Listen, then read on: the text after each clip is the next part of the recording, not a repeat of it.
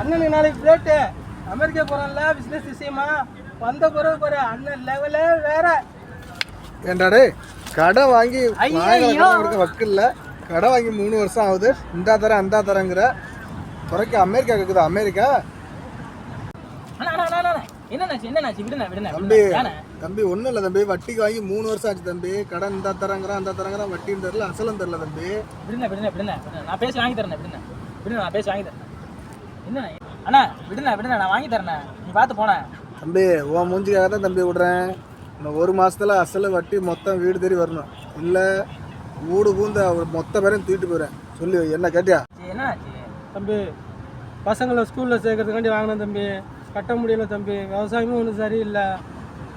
ஏன்னா என் பிள்ளைங்களும் கவர்மெண்ட் ஸ்கூலில் தானே படிக்குது, நல்லா படிக்குது, நல்ல மார்க் எடுக்குது.